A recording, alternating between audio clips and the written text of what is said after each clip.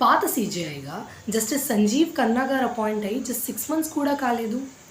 అప్పుడే కొత్త సీజేఐగా justice BR Gavai గారు ఎలా అపాయింట్ అయ్యారు? వాళ్ళ అపాయింట్మెంట్స్ ప్రొసీజర్ ఏంటి, టెన్యూర్ ఏంటి, రండి తెలుసుకుందాం. Hey guys, welcome to legal bites and life.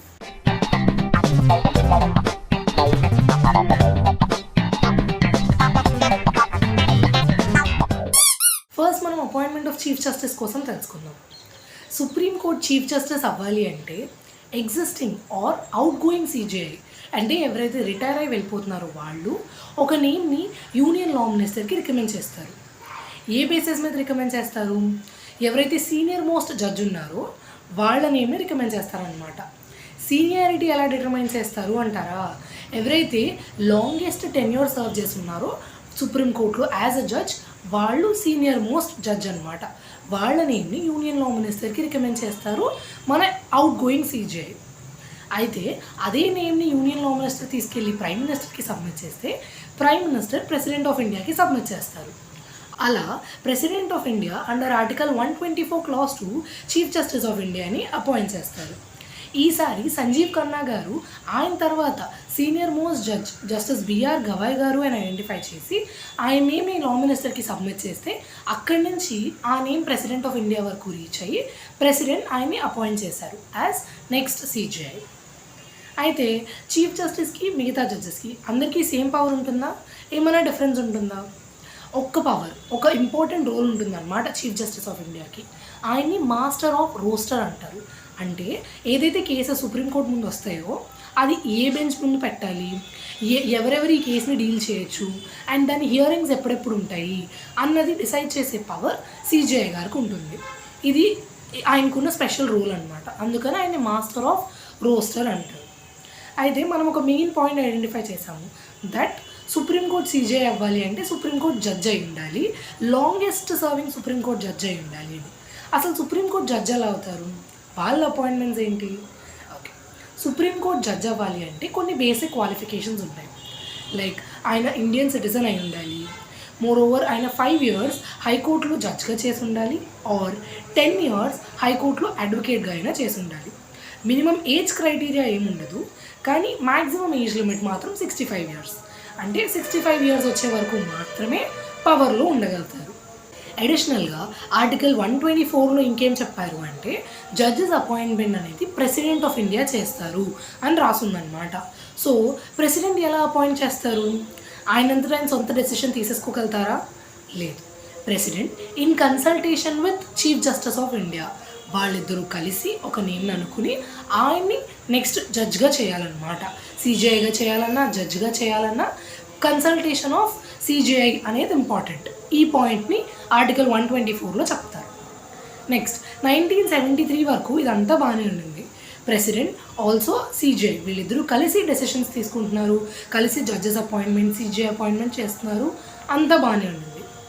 కానీ 1973లో ఒక ఫస్ట్ ప్రాబ్లం ఎదురైంది. అప్పుడు 3 సీనియర్ మోస్ట్ జడ్జెస్ని పక్కన పెట్టేసి జస్టిస్ ఏఎన్ రాయ్ గారిని సీజేఐ చేశారనమాట. అఫ్కోర్స్ దీని వెనకాల చాలా పొలిటికల్ రీజన్సే ఉన్నాయి. వాటన్నిటిని పక్కన పెట్టేస్తే 1982లో ఒక పిటిషన్ ఫైల్ చేశారు సుప్రీంకోర్టులో దీని రిలేటెడ్. దీన్ని ఫేమస్గా first judges case or SP Gupta case అని అంటారు. ఈ కేసులో ఏం డిస్కస్ చేశారు? కన్సల్టేషన్ అన్న వర్డ్ యొక్క ఇంటర్ప్రిటేషన్ డిస్కస్ చేశారనమాట. అసలు ఆ పదం అర్థం ఏంటి, ఎలా ఇంటర్ప్రెట్ చేయాలి మనం ఆ వర్డ్ని అనేది ఈ కేసులో డిస్కస్ చేశారు. అయితే సుప్రీంకోర్టు ఏం చెప్పింది అంటే consultation is not equal to concurrence. అంటే ప్రెసిడెంట్ ఏదైతే సీజేఐ చెప్తారో ఆయన మాట వినాల్సిన అవసరం లేదు, దానికి కట్టుబడి ఉండక్కర్లేదు అని చెప్పి ఈ కేసులో చెప్పారనమాట. నెక్స్ట్ 1982లో మళ్ళీ ఒక పిటిషన్ ఫైల్ చేశారు. ఈసారి ఫైల్ చేసింది supreme court advocates on record association వాళ్ళు. ఈ కేసులో కూడా సేమ్ కన్సల్టేషన్ అన్న పదం యొక్క అర్థం ఏంటి అని అడగడానికి సుప్రీంకోర్టుకి వెళ్ళారనమాట. ఇందులో సుప్రీంకోర్టు తన పాత జడ్జ్మెంట్ని ఓవర్ రూల్ చేసింది. అంటే దాన్ని కొట్టేసి అది తప్పు, ఇప్పుడు కొత్తగా consultation is equal to concurrence. అంటే ప్రెసిడెంట్ ఆఫ్ ఇండియా సీజేఐ చెప్పింది వింటూ ఆ మాట కట్టుబడి ఉండి వాళ్ళిద్దరూ కలిసి ఒక డెసిషన్కి రావాలి, వాళ్ళనే జడ్జెస్గా ఆర్ సీజేఐగా అపాయింట్ చేయాలి అని చెప్తుంది ఈ కేసు. ఇదే టైంలో ఒక సిస్టమ్ డెవలప్ అయింది. ఆ సిస్టమ్ని కొలీజియం సిస్టమ్ అంటారు. కొలీజియం సిస్టమ్ అంటే అదొక కమిటీ లాగా. దాంట్లో ఎవరుంటారు? CJI along with 4 senior most judges ఉంటారు. ఇప్పటి వరకు ఏం జరిగింది? Just president of India chief justice of ఇండియాని కన్సల్ట్ చేసి అపాయింట్మెంట్స్ చేయొచ్చు అని చెప్పారు. ఈ సిస్టమ్ వచ్చిన తర్వాత నుంచి ప్రెసిడెంట్ ఆఫ్ ఇండియా కొలీజియం సిస్టమ్ని కన్సల్ట్ చేస్తూ అపాయింట్మెంట్స్ చేయాలి అని చెప్పారనమాట. సో ఆ కొలీజియం సిస్టంలో 4 senior most judges along with chief justice ఉంటారు. ఫస్ట్ అందరూ కలిసి ఒక డెసిషన్ తీసుకుని ఆ డెసిషన్ని ప్రెసిడెంట్ ఆఫ్ ఇండియా వరకు పంపించాలి. అలా కన్సల్టేషన్ అన్న పదాన్ని ఇంటర్ప్రెట్ చేశారు. అయితే 1993లో ప్రెసిడెంట్ ఆఫ్ ఇండియా ఒక ఇంపార్టెంట్ క్వశ్చన్ ఆఫ్ లాని సుప్రీంకోర్టు ముందు పంపించారనమాట. దీన్ని ప్రెసిడెన్షియల్ రిఫరెన్స్ అంటారు. ఇది మళ్ళీ మనం ఫర్దర్ వీడియోస్లో డిస్కస్ చేద్దాము. బట్ ప్రెజెంట్ అయితే ఈ 3rd జడ్జెస్ కేసులో ఏమవుతుంది అంటే ఈ కేసులో కూడా interpretation of the word consultation మీదే ఉంది. ఈ కేసులో సుప్రీంకోర్టు ఏం చెప్పింది అంటే కొలీజియం సిస్టమ్ని అప్హోల్డ్ చేస్తూ తన జడ్జ్మెంట్ ఇచ్చింది. Collegium system correct. ఆ 4 మెంబర్స్ ఏదైతే సీనియర్ మోస్ట్ జడ్జెస్ ఉంటారో వాళ్ళందరూ కలిసి ఒక డెసిషన్ తీసుకోవాలి. వాళ్ళలో కనీసం ఒక ఇద్దరైనా ఒక నేమ్ని రిజెక్ట్ చేస్తే ఆ నేమ్ని ప్రెసిడెంట్ వరకు పంపించకూడదు అన్న రూల్ని ఎస్టాబ్లిష్ చేస్తూ కొలీజియం సిస్టమ్ని అప్హెల్డ్ చేసింది. అయితే కొలీజియం సిస్టమ్ ఫాలో అవుతూ ఉండగా దాని మీద చాలా బ్యాక్లాష్ వచ్చిందనమాట. అందరూ అది ట్రాన్స్పరెంట్గా ఉండట్లేదు, అకౌంటబుల్గా ఉండట్లేదు అని చెప్పి అన్నారు. అందుకని 99th కాన్స్టిట్యూషనల్ అమెండ్మెంట్ ద్వారా NJAC national judicial appointments commission అనేది వచ్చింది. ఇది కొలీజియం సిస్టమ్ని రీప్లేస్ చేస్తూ అపాయింట్మెంట్ ఆఫ్ జడ్జెస్ కోసం చూస్తుందన్నమాట. దీంట్లో ఎవరుంటారు? దీంట్లో మెంబర్స్గా CJI chief justice of India ఉంటారు, 2 సీనియర్ మోస్ట్ జడ్జెస్ ఉంటారు, union law minister and 2 eminent persons elected by the select committee వీళ్ళు ఉంటారన్నమాట. కానీ ఈ ఎన్జేఏసీని 2015లో అన్కాన్స్టిట్యూషనల్ డిక్లేర్ చేశారు. ఇది కూడా ట్రాన్స్పరెంట్గా ఉండట్లేదు. దీంట్లో ఒక మెయిన్ ఇష్యూ ఐడెంటిఫై చేసి అన్కాన్స్టిట్యూషనల్ డిక్లేర్ చేశారు. ఏంటా మెయిన్ ఇష్యూ? ఏంటి అంటే సెపరేషన్ ఆఫ్ పవర్స్. దీనిలో పొలిటికల్ ఎగ్జిక్యూటివ్ రోల్ ఎక్కువైపోతుంది.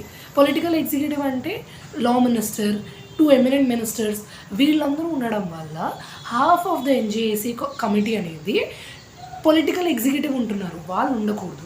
వాళ్ళు ఉంటే separation of powers, executive, judiciary, legislature ఈ 3 విడివిడిగా ఉండాలి. ఒకదానిలో ఒకటి ఇంటర్ఫియర్ అవ్వకూడదు. కానీ ఇక్కడ పొలిటికల్ ఎగ్జిక్యూటివ్ అనేది జ్యుడిషియరీలో ఇంటర్ఫియర్ అవుతుంది. దీనివల్ల సెపరేషన్ ఆఫ్ పవర్స్ అనేది బ్రేక్ అవుతుంది, విచ్ ఇస్ నాట్ గుడ్. ఎందుకు? సెపరేషన్ ఆఫ్ పవర్స్ అనేది basic structure of the constitution అనమాట. దాన్ని మనం ఎప్పుడూ పక్కన పెట్టేసేయకూడదు. సో ఆ ప్రిన్సిపల్ మీద ఎన్జేఏసీని అన్కాన్స్టిట్యూషనల్ డిక్లేర్ చేశారు. ప్రెజెంట్ అయితే మళ్ళీ మనం కొలీజియం సిస్టమ్నే ఫాలో అవుతున్నాము అపాయింట్మెంట్ ఆఫ్ జడ్జెస్ కోసం. ఇప్పుడు కొన్ని ఫ్యాక్ట్స్ డిస్కస్ చేద్దాం. ఫ్యాక్ట్ నెంబర్ 1, ఇండియాలో ప్రెజెంట్ 33 జడ్జెస్ ఉన్నారు +1 సిజేఐ. ఫ్యాక్ట్ నెంబర్ 2, యూఎస్లో చీఫ్ జస్టిస్కి రిమూవల్కి ఏజ్ లిమిట్ అంటూ ఏముండదు. వాళ్ళు లైఫ్ టెన్యూర్ వరకు సర్వ్ చేస్తారనమాట. కానీ వాళ్ళని ఇంపీచ్ చేయొచ్చు. ఎప్పుడైతే వాళ్ళ పవర్స్ని మిస్యూజ్ చేస్తున్నారు అని తెలిసినప్పుడు వాళ్ళని రిమూవ్ చేయొచ్చు. లేకపోతే వాళ్ళు లైఫ్ టెన్యూర్ వరకు సర్వ్ చేస్తారు. ఫ్యాక్ట్ నెంబర్ 3, యూకేలో చీఫ్ జస్టిస్కి 75 ఇయర్స్ వరకు టెన్యూర్ ఉంటుందన్నమాట. ఇండియాలో 65 ఇయర్స్ ఎలా, యూకేలో 75 ఇయర్స్ అనమాట. ఇప్పుడు మనం యాక్చువల్గా స్టార్టింగ్లో అనుకున్న పాయింట్, సంజీవ్ ఖన్నా గారు 6 మంత్సే ఎందుకు సర్వ్ చేశారు? ఎందుకంటే ఆయన 1960 మేలో పుట్టి 2019లో సుప్రీంకోర్టుకి వచ్చారు. అండ్ 2024 కల్లా ఆయన సీనియర్ మోస్ట్ సుప్రీంకోర్టు జడ్జ్ అయ్యారు కాబట్టి ఆయన్ని చీఫ్ జస్టిస్గా అపాయింట్ చేశారు. అక్కడి నుంచి ఆయనకి 65 ఇయర్స్ ఆఫ్ ఏజ్ ఈ ఇయర్ 2025 మేలో వచ్చేసాయి. కాబట్టి ఆయన జస్ట్ 6 మంత్సే సర్వ్ చేసి రిటైర్ అయిపోయారు.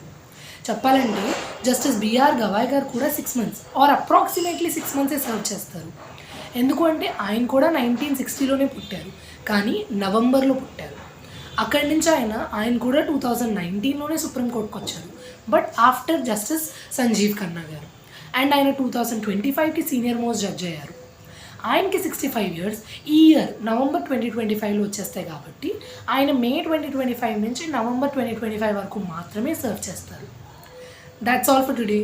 Thank you for watching.